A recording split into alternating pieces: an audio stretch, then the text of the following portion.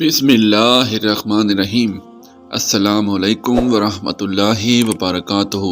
حضرت نوح نے لوگوں کو بتایا کہ وہ اللہ کی طرف سے ان تک اپنے پیغامات پہنچانے کے لیے مبعوث کیے گئے رسول ہیں، اور انہیں ہدایت کی کہ اللہ کی ہدایت سے بھٹکنے نہ دیں۔ ان کی تمام تر کوششوں کے باوجود سب نے خدائی ہدایت کو قبول نہیں کیا۔ کچھ لوگوں نے حضرت نوح کی زندگی کو مشکل بنا دیا اور انہیں اپنی وادی سے نکال دیا۔ حضرت نوح بہت غمگین تھے اور آپ نے اللہ سے مدد کی دعا کی۔ اس کے جواب میں اللہ نے انہیں ایک کشتی بنانے کو کہا۔ حضرت نوح نے اپنے پیروکاروں کے ساتھ فوراً اللہ کے حکم کو عملی جامہ پہنایا اور ایک کشتی بنانا شروع کر دی۔ کافر ہنسے اور حضرت نوح کا مذاق اڑایا، کیونکہ وہ سوچ رہے تھے کہ یہ کشتی کس کام میں آئے گی اور کہاں چلی جائے گی، کیونکہ ارد گرد میلوں تک پانی نہیں ہے۔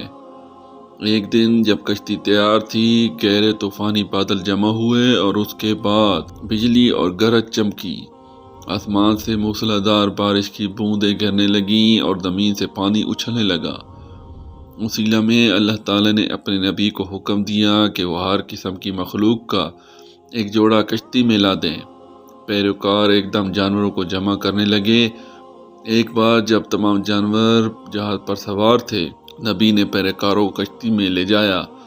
کئی دن رات بارش ہوتی رہی۔ ہر وہ شخص جو نبی پر ایمان نہیں لایا تھا تالاب میں ڈوب گیا، اور وہ سب جو سنتے تھے اور کشتی میں سوار تھے بچ گئے۔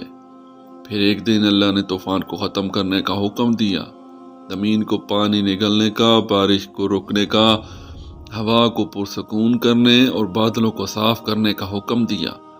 کشتی ایک پہاڑ کے کنارے پر بحفاظت آرام کرنے کے لیے آ گئی، کیونکہ سیلاب آخرکار ختم ہو گیا تھا۔ حضرت نوح کشتی سے باہر نکلے، ان کے پیچھے مومنین تھے۔